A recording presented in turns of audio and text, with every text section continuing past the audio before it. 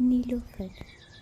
खिड़की के सामने अशोक की झांकती टहनी पर छोटा सा आशियाना बना रखा था उसने।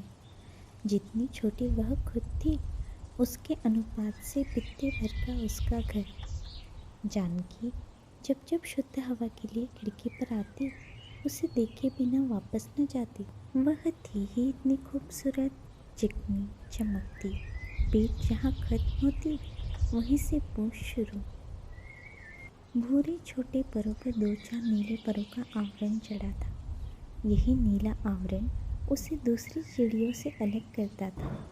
उस छोटी सी मादा को भी अपनी सबसे खूबसूरत चीज़ पर अभिमान तो ज़रूर ही था। खाली समय में चोंच से नीले परों को साफ करती और अपनी हल्की पीलापन लिए भूरी आंखों से चारों ओर का जायज़ा लेती कि उसके सुंदर रूप को कोई निहार भी रहा है या नहीं। उस छोटी नन्ही चिड़िया के परों के कारण जानकी ने उसका नाम नीलोफर रख दिया था।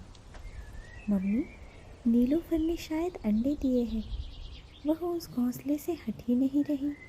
जानकी की 22 साल की बेटी नीलू ने उसी खिड़की के पास से जानकी को आवाज़ दी।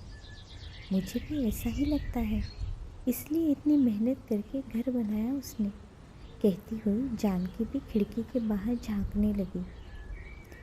नीलू को बाहर टकटकी बांधे देखकर जानकी नीलू के बालों पर उंगलियों से कंघी करने लगी। आपने इस चिड़िया का नाम नीलोफर क्यों रखा मम्मी? नीलू अभी भी उस छोटी चिड़िया में गुम थी।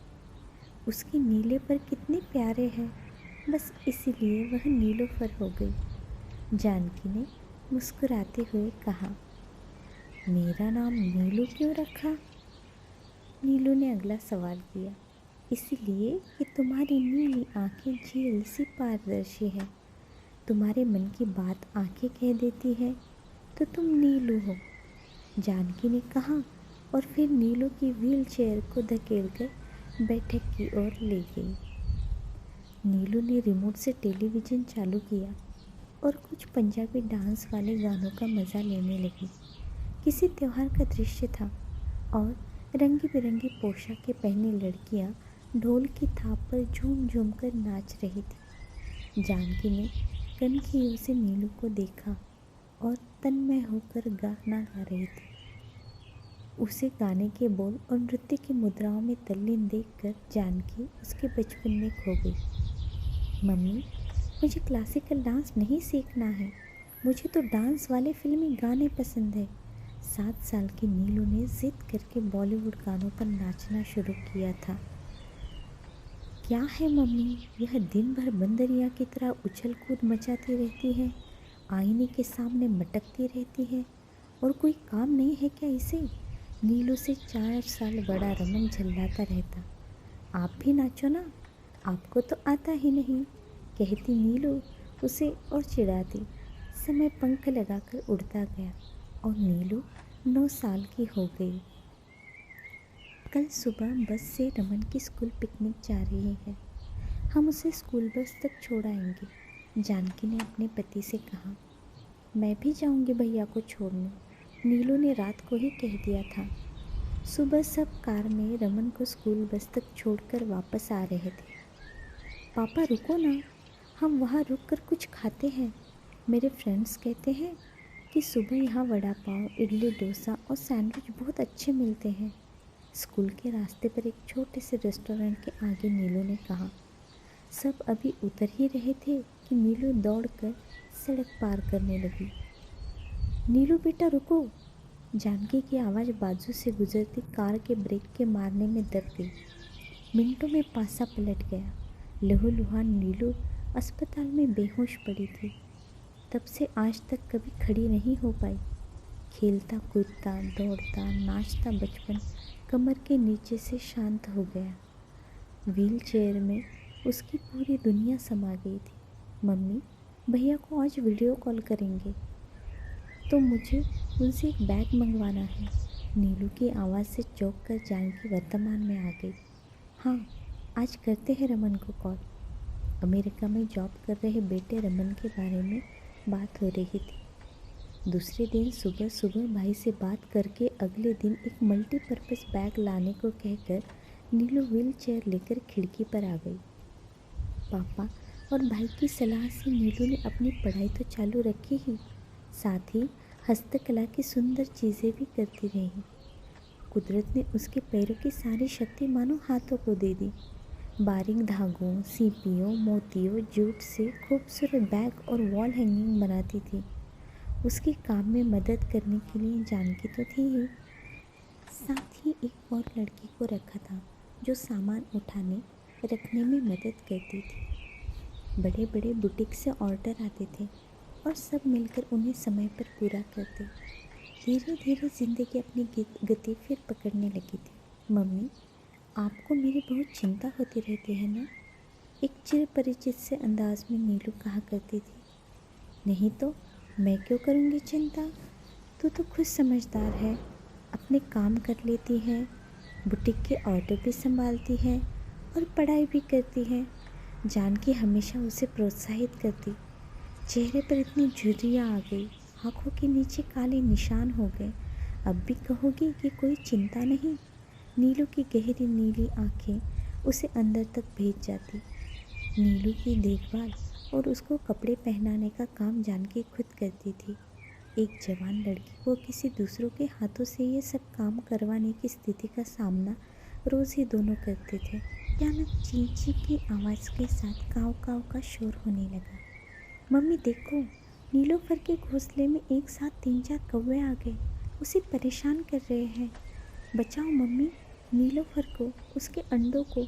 नीलू की आवाज़ दर्दनाक थी, जैसे कोई उस पर घात कर रहा हो। जानकी रसोई से भागकर कमरे की खिड़की पर आ गई। नीलू की ओर देखा, वह पसीने से तरबतर हो रही थी। मम्मी प्लीज़ नीलूफर को बचा लो ना, ये कभी उसे मार डालेंगे। आपने जैसे मुझे बचा लिया, इसको भी बचा लो मम्मा। नीलू की आवाज़ कुएं से बाहर आने का प्रयास कर रही थी। एक अंधकार जिसमें वह खुद जी रही थी, एक सन्नाटा जिसको वह झेल रही थी।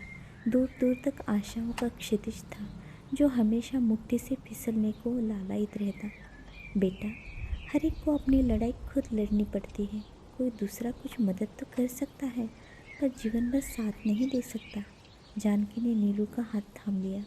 नीलोफर की लड़ाई उसकी अपनी है। हम सिर्फ कुदरत से प्रार्थना कर सकते हैं कि उसे शक्ति दे। आप तो उन कौवों को भगा सकती हो ना, मैं तो उठकर उन्हें नहीं मार सकती। नीलू की आवाज़ कँपकँपा रही थी। अपने अंडों की चिंता हमसे ज़्यादा नीलोफर को खुद है। तुम देखो वह कैसे अपनी लड़ाई लड़ेंगी। जानकी ने बेटी को दिलासा तो दे दिया, परंतु एक नन्ही सी चिड़िया की शक्ति पर उसको विश्वास नहीं था। जानकी अंदर से एक बड़ी लकड़ी ले आई। सामने देखकर हतप्रभ रह गई कि 4 कौवों से अकेले नीलोफर ने पूरे विश्वास से जूझ रही थी। अपनी छोटी परंतु नुकीली चोंच से कौवों की आंखों पर वार कर करके 2 कौवों को भगा दिया उसने। एक नज़र अपने अंडों पर डाली, पंख फड़फड़ा शक्ति का संचार किया। परंतु यह क्या, उसके नीले चमकीले पंखों में से 2 पंख गिर गए। एक भरपूर निगाह गिरे हुए पंखों पर डालकर वह तेजी से ची ची करती हुई बचे दोनों कौवों पर वार करने लगी। सांस थामकर खिड़की से जानकी और नीलू उस नन्ही सी चिड़िया का हौसला बढ़ा रहे थे। पक्षी मन की बात समझ लेते हैं, जिसे जुबान के रहते मनुष्य नहीं समझ पाते। उड़ उड़कर वह अपनी चोंच से लगातार वार करती रही। उसने कौवों को बड़ी मोटी चोंच से खुद को बचाना छोड़ दिया और आक्रामक हो गई। आखिर एक माँ के आगे वो दोनों हार गए और भाग खड़े हुए। लंबी सांस भरकर नीलूफर ने अपने घोंसले में सुरक्षित अंडों को प्रेम से जी भर कर देखा। उसकी नज़र खिड़की पर रुक गई, जहाँ दोनों मादा तालियां बजाकर उसका अभिनंदन कर रही थी। नीलूफर अपने क्षतिग्रस्त शरीर का मुआयना करने लगी। जगह जगह कौवों की चोंच से घाव हो गए थे। उसके चमकीले नीले पंख अब शरीर छोड़कर नीचे गिर गए थे। उसकी आंखों में एक बूंद सी चमकने लगी। नीलूफर, तुम दुनिया की सबसे खूबसूरत चिड़िया हो। तुम्हें नीले पंखों की ज़रूरत ही नहीं है। आज तुम्हारी खूबसूरती को मैंने महसूस किया है। नीलू की बात उस छोटे से पंछी ने कितनी समझी पता नहीं, पर खुशी से चिचियाने लगी। नीलू ने घूमकर जानकी की ओर देखा। मम्मी के दमकते चेहरे पर आज उसे कोई झुर्री या आंखों के नीचे कोई कालापन नहीं दिखाई दिया।